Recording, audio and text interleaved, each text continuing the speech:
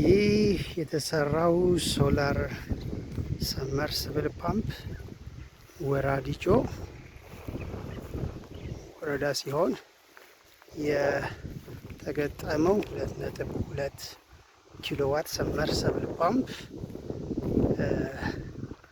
ሲሆን ያላቸው የውሃ መጠን ወደ 5 ሊትር ፐር ሰከንድ አካባቢ ያላቸው። ከዚህ የምታዩት ፊት ለፊት ደግሞ ማሳቸውን ለዚህ ለመስኖ ዝግጁ ያደረጉ ሲሆኑ አሁን ውሃውን ሞክረን እናሳያችኋለን ማለት ነው። ይህ አካባቢ በበርበሬ ምርት የታወቀ ነው። የሀላባ በርበሬ ሲባል ይታወቃል። እዚህ ጋር ምርቱ የተጫነ ነው። በርበሬው እንደምታዩት ቆንጆ በርበሬ ነው። ይህ የምታዩት በጣም ትልቅ የሆነ ውሃ ነው።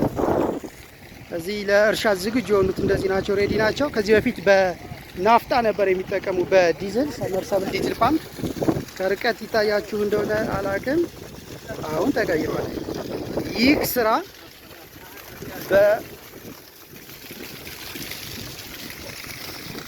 በሶላር ቪሌጅ ኢትዮጵያ የተሰራ በፋሲል ቴክኒሻን Powering water access, over 30 surface solar pumps installed across central Ethiopia.